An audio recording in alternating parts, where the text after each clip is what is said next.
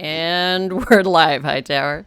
Take it away. Hey, hey, howdy ho, America, and points beyond, even into the cosmos. Time again for another Hightower Chat and Chew happy hour, lowdown happy hour here across the spectrum. And today we've got just a wonderful treat. We're going to talk about the story of America, uh, the history that we're not taught, and indeed the history of how history is made not by the bold-faced names that we read in our textbooks, but by ordinary workaday people. And again, you don't get this in your schools for the most part, but one place you can get it is a wonderful institution that most people never heard of, but has been around since 1932, and that is the Highlander Center in just out of Newmarket, Tennessee, over in the Smoky Mountains, the hills of the Smoky, foothills of the Smoky Mountain. And Deanna and I got to visit there last year with the good folks who run the Highlander Center. And they had a big hoorah going on with a homecoming, all sorts of people, but not just laughing and drinking and having a good time. They did plenty of that, but also organizing and making history. People's history is not what happened. It's not even what is happening. It's what we make happen. And that's what Highlander Center exists to do. And we have a treat tonight with Ashley Woodard Henderson, who is the co-director of the Highlander Education Center, Research and Education Center, I think it's called, but the Highlander Center, as it's popularly known. And this is a special institution in American history. We'll get to that history a little bit, but we won't dwell on it because we want to talk about the history that is being made through the Highlander Center and good folks like you, wherever you are. So, Ashley Woodard Henderson, thank you for joining us this evening. Having me, Jim. Glad to see your face.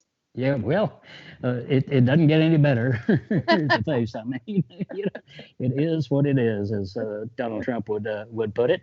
But you, Ashley, is what I call an aggressive progressive, and we need a whole lot more of that because the right wing obviously has become so radically regressive that we have got to become aggressive. No longer enough just to be passively progressive. And Ashley, you consider yourself an Appalachian. What the hell is that? I'm Black and I'm from Appalachia. We do exist. As much as white people have told us, spun a narrative that, Appalachian is synonymous with whiteness. And I say it on purpose because I think there's such a radical legacy of resistance that was in no small way Black-led and multiracial that I think this country has a lot to learn from in a 21st century context, right? You can't talk about the battle at Blair Mountain and not talk about the fact that it was a multiracial Black-led effort that the state literally responded with bombs, right? You can't talk about the history of the Black liberation movement in the South and not talk about the fact that like Nikki Giovanni is from Appalachia, right? You can't talk about even the incredible work that was happening with the United Negro Improvement Association. And I talk about the fact that one of their largest chapters was in Southeast Tennessee in Appalachia, right? Even for those of you that might identify as commies, right? Like Communist Party had 3 headquarters back in the 20s, one in New York, one in San Francisco, and one in Chattanooga, Tennessee, which is in Appalachia, right? So it's like we just come from a radical legacy of resistance. And I think that part of my identity, how I know about how to do this work, comes from being from the foothills of the Appalachian Mountains. Tell me just a little bit about how you got into it, you personally. Yeah, you're out of Chattanooga, is that right? Born and raised up from Hamilton County. Yeah, I got it honest. Some people would say my mom is a Black Panther Party member, so she was actively a revolutionary in the movements of the 70s, in particular, and continues to be an activist in her own right today. My father is now a missionary Baptist preacher, and at the time of my birth was like a part of the Black communication, Black arts movement of the 60s and 70s. So he was like supportive of like the Black radio movement, and was actually fired from his job. And then ultimately my mother was fired from hers because my father named the names of police officers who killed a Black man named Wadey Settle in the early 1980s, 1982. And so, I came into a family that believed in fighting for social justice, believed in the fight for Black liberation, believed in the support of a working class multinational movement. And so, I got it honest. To be honest, I don't know that I would have felt that way as an angsty teenager who wanted to be known as something other than Tamara and Leroy's daughter. But I think now that I'm super grown, I'm really grateful for their legacy and all the lessons that I learned because of the work that they did. Well, it is a marvelous history, of course, the people's history. Again, these are names that most Americans don't know. Most African Americans don't know, Latinos, et cetera. We have to tell our own history, and that's the importance to us and at the Lowdown Happy Hour here to bring good folks like Ashley on. And speaking of Happy Hour, the original Highlander Center was shut down by the Tennessee government in around 1960, I think it was. For among other things, they were violating the segregation laws, but they were teaching communism. But most importantly, they were serving beer. Supposedly, I mean, there's a lot of folklore, not just people's history, but also right. about it. So I've got my Moonwalk IPA here from just down the road in Blanco, Texas, and I see you've got a fruit jar filled with something there. I do. I am drinking Uncle Nearest premium whiskey. Right. Both as an ode to the great state of Tennessee, but also to be real about the fact that Jack Daniels wouldn't exist if it wasn't for Nathan Nearest Green, a Black man, who popularized the method by which this whiskey is made. Right. And so, I drink it both again as a nod to my favorite state, and also to the legacy of Black people who have been doing really incredible work that white people have been taking credit for a very long time. There's quite a history of that. Quite a history of that. Well, as I said, Deanna and I had the pleasure of joining y'all just for a little bit last year. And it struck us as a very special place. I mean, it is in the foothills of the Smoky Mountains, as I indicated. I think Deanna's got a picture that they can show us of us there. And so we see the structures. We see the meeting that was taking place. We can read about the history, but it's more than that. To you, and I think to the progressive movement generally, tell us about what the place means to you, the spirituality of the place. I think I think the thing that's it's a good question, because I think the thing that people talk about first when they talk about having been to the Highlander Center, whether it's, where we are in Newmarket, or whether they, sat in meetings and workshops in Knoxville before we were firebombed by the Klan and moved out with the Black community that were our neighbors because of urban development, or if it was from our original home that you mentioned, in Grundy County in Summerfield, Tennessee, where we were moved out because we were bringing Black and white people together at a time where it was illegal for us to be in the same spaces. Regardless of which of the three homes that you visited us at, the thing that people tell the stories about is how it made them feel, how that physical place impacted them, what it meant to be in a space where they could be their full selves, what it meant to be in a space with people that were different than them, but that ultimately they had more in common than the bosses that were there, trying to keep them apart.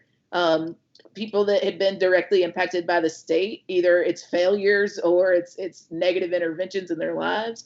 And so I think the 186, nearly 87 acres that makes up the Highlander Center now is a sacred space because of all the incredible people who come and who leave a piece of themselves every time they go, and they keep coming back and they keep making it great. I think that folks probably were rightfully nervous when COVID hit and it was oh man, people can't gather. But I think that the lesson of the Highlander Center, both in place and in spirit, is that we were born at a time of social collapse, right? What was happening in the 30s? The Depression had happened. You know what I'm saying? It was not great then. Segregation was the name of the day. You know what I mean? It was not a great time for, folks in the U.S. And what Miles and the other founders, Miles Horton and the other founders of the Highlander Center, Highlander Folk School at the time, made possible was an opportunity for social solidarity. And I think that what we're doing in a 21st century context is that very same thing. We're seeing social collapse because of, state intervention and lack thereof, because of white supremacy and its violence, because of all of the other systemic harms that happen in our communities. And what Highlander is continuing to do is to be stewards of social solidarity with social movements all across the country. And that history, of course, when you try to bring people together, all people together, you make enemies. And when you talk about fundamental change, structural change, not just incremental minimalism, but actual structural change, you make enemies. And Highlander Center has made a lot of enemies over the years. Again, when the state of Tennessee shut them down, the sheriff came over to padlock. They took the land and the assets of the Highlander Center. The state did at that time, auctioned them off, and they padlocked the facility. But Miles Horton, the original founder of, with 3 or 4 other people of the Highlander Center, said, you cannot padlock an idea. And that's the idea of ordinary people standing up and daring to take power, insist on taking power. And you mentioned just passing there that the current Highlander Center was firebombed last year, and Deanna and I were there shortly when we visited there. It was shortly after the firebombing. I'd never seen a firebombing. Firebombing doesn't tell the truth. That sounds like a fire. This is a bombing. There's nothing left. It's just obliteration. And I think you mentioned the kind of a Southern attitude that people have, and I think it's an attitude that prevails around the country. But Southerners tend to have a way of expressing it sometimes that's a little more colorful. I think of Tom and Pat Gish, who were founders of the Mountain Eagle newspaper right along the Kentucky, Tennessee, North Carolina border. And they were labor advocates, and they were civil rights advocates, and et cetera. So they got firebombed. I think it's around 1970. And the Mountain Eagle newspaper is a weekly paper. It came out on Wednesday. They were firebombed that weekend. And the next Wednesday, the paper came out again. The headline, the banner of the Mountain Eagle was "It Screams," and they came out that Wednesday and said, "It still screams." So that's the kind of perseverance that we have to have if we're going to have a people's movement. Well, let's dig a little deeper into what goes on there at the Highlander Center, the Highlander Research and Education Center. I'm a person who wants to go, or I'm a group that wants to go and learn more of how we can have a movement that actually moves. What do we do? What happens at the Highlander Center? Yeah, I mean, I think the shortest answer to the question, Jim, is we've been doing what we do since 1932. Right? We've been bringing people together across difference to figure shit out. Yeah. I think and that's what's so beautiful about the story, right? Like, one way to tell the story is that the state shut us down, and you can't padlock you can padlock a building, but you can't padlock an idea. The other way to tell the story is that they tried to shut us down, and actually now, nearly 90 years later, we are still functioning, doing the same thing that we've been doing since 1932. Right? They attempted to shut us down, and what did Miles do? He worked with some really brilliant Black people that got us another space. We already had rechartered, and we're ready to keep continuing the work, right? And then when they firebombed us there, and the state tried to shut us down through urban development, we were already on our way to Newmarket on what ultimately now is nearly a 200-acre farm, where we're continuing to work with our people. Like, in any given year before COVID, we were actually like heads in beds and feeding 6,000 people a year. Right. So I think that, the reality for Highlander is like a continued story of doing this work. And I think, if you were in a 21st century context interested in participating in our work, what I would offer is, like, we're not a living museum. What we're doing right now is leadership development, political education around our methodologies, around popular education, intergenerational organizing, cultural organizing, land and place-based organizing, participatory action research, et cetera. And we're helping to support social movements become experts in the execution of those methodologies so that they can build tactical, like multi-tactical strategies to win. So it looks like if you know, are a young person, if you're somebody that's between the ages of 6 and 12, it means like getting involved in our children's justice camp. If you are a person that's 13 to 18, you could rock with our Seeds of Fire kids. They do year-round programming, and they are some of the most brilliant human beings I've ever been working with. If you are interested in land justice, you can check out our Black Land and Power work that we've been doing with the National Black Food Justice Alliance and Black Organizing for Leadership and Dignity. If you are interested in building a social solidarity economy that is good for the people and good for the planet, you can check out our free curriculum, Mapping Our Futures, and we have staff people that can help you implement it, right? If you are interested in art and culture and using art and culture to change policy and practice, you can check out the incredible work that Janae Taylor has been doing as our cultural organizer, whether it's the spiritual soirees or the happy hours or any of the incredible fellowships works that she's been doing. So that's just like to name the super top stuff, right? Yeah, that's great. I think there's so much work that's being done. I think the way that we talk about our work is really in 3 buckets, right? It's that we believe in transformative organizing, which you talked about earlier, right? We're not just trying to put platinum band-aids on the social ills of this country that are manufactured by men, right? That literally are man-made. We are trying to transform how we relate to one another and social constructs that we've inherited. And so we believe in, transforming relationships and systems and structures and dismantling and uprooting the ones that are harmful to our communities. So we're doing that through challenging the economy. That like this economy that we inherited is not the economy that we can be liberated under. And we're working with communities that are figuring out cooperative economics and social solidarity economies. We believe in movement accompaniment and support. So it's actually being a capacity builder for the grassroots social movements that are rocking this country at its root right now. Yes, so we're actively involved in the movement for Black Lives, who I love. And ultimately the last bucket of our work is incubating and innovating radical work through fiscal sponsorship, through making sure that we're paying attention to the assessment of what's happening in the country and in the world so that we can be on the leading edge of supporting the social movements that will actually be leading on those front edges after we win the fights we're in right now. So incubating and innovating the next set of radical generational work that our people will be doing both in the South and in the country and in the world. Well, the overall thing that you've just outlined there comes down to a reality that again, we're certainly not taught this, and the powers that be try to dissuade us from doing it. But you have to learn to be an activist. It is not just to be agitated. You've got to get to agitating. And to do that requires skills and it requires community. And even if you were born by some stroke of good luck to be the world's best activist or organizer, what good are you as an individual, right? If we could win as individuals, we would have done it already. And we could. I'm telling you, as a person, I'm relatively young, right? I was born in '85. I'm 35 years old.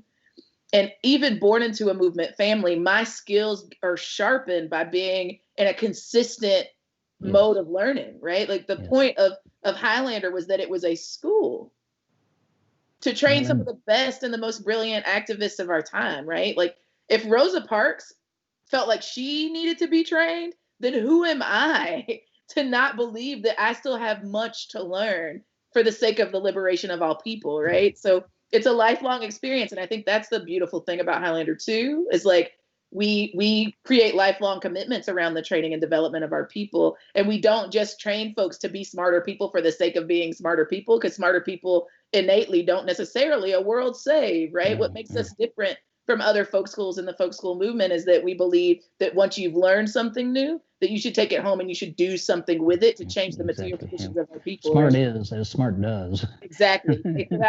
And a lot of smart people do some very evil things, and then smart people go to Highlander Center too. And you passed over something I just want to touch on. That Rosa Parks indeed was at the Highlander Center. I think it was about 3 weeks before she got on the bus. And what people don't know is like she also then went on to be on our board of directors. Like I would not be the first Black woman executive director of Highlander without Septima Clark and Rosa Parks. John Lewis. John's first integrated meal was at Highlander. He had never ate a meal with a white person before he came to Highlander. He was one of the only elected officials to write us a letter after the white supremacists burned our administrative offices, right? So it's like, if Vincent Harding, who wrote the Beyond Vietnam speech, could come to Highlander to learn with people and to it's like the point of popular education is that we're all teachers and we're all learners, right? Yes. Be in that process together. And like, if those folks believe that it was important to continue to hone their skills, how egotistical of us would it be? I believe that I think people all across the country want this. Absolutely. I mean, as you indicated earlier, there's movements popping up at the grassroots level in almost every community. And they're beginning to come together, forming a cohesion that is important.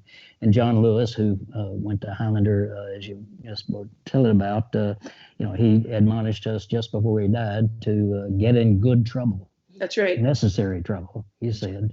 And to do that, you got to know what you're doing. Deanna's got somebody on the line who wants to send a comment in. Deanna, what do we have? First of all, I got to tell y'all that there are so many hearts and loves coming in on my little producer screen. And a lot of the comments are just, sharing just a lot of surprise and love as you're describing the Highlander work, which is super great. And of course, a lot of folks want to know about this current moment. So we have and Highlander's take and what we can do and kind of what should we be thinking and doing. So Gina asks, Ashley, what is your take on our current situation and suggestions maybe for what we are witnessing and how we can activate? Oh, such a good question. Thanks for bringing it, Deanna, and thanks for giving it, Gina. I think it's an excellent question. I think what we're seeing, I hope, is, late stage capitalism taking its final breath, right? The end of white supremacy, the beginning of the new America that we've always deserved. I think about Vincent Harding, even in that context, because, one of the last time that I remember seeing him was at Highlander, actually, before I was on staff. It was the 80th anniversary, I believe. And now the house that I get to share with Alan Maxfield Still when we're on the Hill has a guest book in it that guests would come and sign. And Vincent wrote in that guest book a full page. It's like his last letter to Highlander. He said the work was great to keep on going. And then at the end, he said, a new America still needs to be born. Let us be the midwives. Let us be the midwives. And I think what we're seeing is that new world. Midwives like Harriet Tubman and Sojourner Truth and Ida B. Wells and Frederick Douglass and Marcus Garvey and all of these incredible folks that have been so influential in a U.S. context and an international one. Stokely Carmichael, Margaret Block, right? Judy Richardson, all these incredible, like SNCC Legacy folks, Black Panther folks, BLA folks, right? Like all this work that folks have done for generations, for literal centuries, is coming to fruition, right? What's also happening is we're seeing the chickens come home to roost for all the folks that have been on the opposite side, right? So what I think we're seeing, Gina, is I think we're seeing a contest for power. We're seeing pendulum swings, right? And I think literally what we're seeing right now is a fight for the very soul of democracy, the myth of democracy in this country. And so what do I think is happening? I think what we've seen is 26 million people, most of them newly politicized and energized and agitated, as Jim would say, folks, get in the streets in every state in the United States over the last 100 days. That's what I've seen. What I've seen is a protest in all 50 states and 18 different countries since June, right? What I see is the Breathe Act, the 21st century civil rights bill of our generation, right? Like that's not asking for what we would concede to. It's asking for what we always deserved, which is essentially the eradication of the criminal legal system as we know it and investing those dollars into building healthy, sustainable, and equitable communities for all of us. Yeah. What I see is like Colette Pichon Battle in the Gulf South, building a red, black, and green New Deal. What I see, right, is the National Bailout Collective actually totally pushing to dismantle the criminal legal system through fighting against money bail, right? What I see is a multinational, multiracial, Black-led, working class-led social movement rising. And I believe that is the strategic alliance that will save democracy in this country. I see the front line, right? The united front of the Movement for Black Lives Electoral Justice Project and the Working Families Party coming together to say, we're going to not only blow this thing out in November because we have to, it's a mandate, right? But we're going to also be paying attention to what happens because there's no other election that's been like this. Yeah. Right? Anybody that tells you that they know what's going to happen and that you'll know by November 3rd is lying to you, right? Well, first we got to get Biden in, then we got to take on Biden. Yeah, I'm not voting for this is a constant movement that we're involved in here, and Jesse Jackson said it well back in 1988 when he was running for president, that we might not all have come over on the same boat, but we're in the same boat now. That is a powerful political reality. Fannie Hamer said we're all in this bag together. It's her birthday today, ironically. Who's that? Fannie Lou Hamer. Yes. You've got a PhD or no D. If you went to Morehouse or no house, like we in this bag together. And I think that the reality is again, y'all, I my commitment to my people is that I'll never lie to you. And my commitment to you is that I don't think that they're the same, right? We're choosing between neoliberalism and fascism, and they are not the same thing. I am not telling you that you are voting for a savior. What I'm telling you is that we're voting for a target. And I think that we have much more ability to save democracy if we vote Trump out. I think that's just a true fact. And I say that as Ashley, not on behalf of the C3 that I work with. Yeah. Well, we all do that. Deanna, we got somebody else who wants to visit with us. Yeah, I also wanted just to shout out really quickly that we have viewers and listeners from all over the country tonight. We got West Virginia, Northeast Tennessee, Missoula, Montana, Honesdale, PA. We got the coast representing in the Bronx and Eastern Massachusetts, got Oregon and Vermont. And that always makes me, as you know, Hightower, that makes me so happy to see just all of these different people. And a lot of folks reporting in of just how hopeful they feel listening to messages like this, because they are not given these messages. What about... Sorry, I lost the question that I was thinking of. While you search for that, let me ask one, which is a lot of those people in all those places, they think, why can't we have a Highlander Center? Yeah. They could. I get that question all the time, Jim. It's true. People tell me all the time, I'm creating the Highlander Center of the West, or I'm creating the Highlander Center over the... And I promise it's an honor. I definitely don't want to diminish what the intention is. But I'd also say that you don't need to build a Highlander, right? People are doing popular education where you are, one way or the other.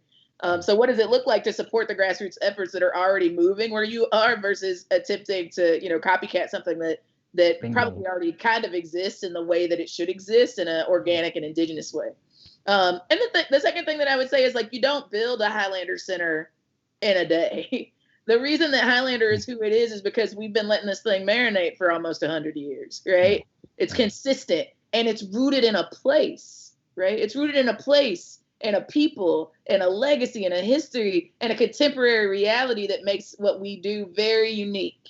And so what I would say is use it, learn from it, absolutely. But you don't have to create another Highlander to be successful. Now, Miles would say, let 1,000 Highlanders bloom, probably. But I think where we're at is that what's real is we don't own popular education, and nor does anyone else. And, learn the methodologies and build what makes sense in your community based on actual participatory processes, listening to what the community says they want, seeing who's already doing that work in the grassroots, and then, investing and supporting that to flourish. I think there's so many amazing training organizations already that exist. I think about the incredible work that is happening with the Blackout Collective and the Center for Third World Organizing and the Ruckus Society and the Chicago School that Charlene Carruthers started up in Chicago, right? There's so many folks that are doing incredible work, and there's so many base building organizations that are also incorporating political education and leadership development into their work, like the Dream Defenders and BYP 100 and the Black Lives Matter Global Network and so many other people. So I don't think that it is necessary or required for you to kiss the ring of the Highlander Center. I do think that what is necessary is for us to be in right relationship. But I think that what's more important than starting new Highlanders is making sure that you're connected to the grassroots organizations that are already doing that work where you are. 1,000 flowers are blooming. They are blooming. Like flowers in nature, they're not all the same name. That's right. And not the same variety. So you can grow your own. That's right. Where you are. So that's a message. Ashley, you are terrific, and the work of this center is just exemplary of what democracy needs and what it has to be. I know we've got it up on the screen, but can you just give the website of people so people can connect with you? Absolutely. You can just go to highlandercenter.org. We have literally all of the information about our programs, contact information to get in touch with us. We're on all of the social medias on Facebook, IG, and Twitter, and we'd love to stay in touch. That's in fact our work is this relationship stuff. So we're excited to continue to build. And Jim and Deanna, just always so grateful for your leadership. We're going to follow you and want to have you back on periodically just to check in with all the good stuff that's happening. Thank you for being with us. We appreciate it. Absolutely. Ashley Woodard Henderson of the Highlander Education and Research Center. And the happy hour concludes on a happy note there, Deanna, don't you think? So we are going forward. Cheers, yo. Going forward together. With good humor, and with high spirits. Thank you all for being with us tonight. Amen to that. On Everybody says Hightower thank Lowdown you. Chat and Chew. Be with us next week. Ashley mentioned the Working Families Party. We're going to have them on with us too. Some people say, some people say we need a third party. I wonder why we don't have a second one sometimes, but we do have a third party, and it's called the Working Families Party. I'm a proud member. Doing terrific work, so we're going to be visiting with them. Look forward to visiting with all of you. Thanks for being with us tonight. Adios.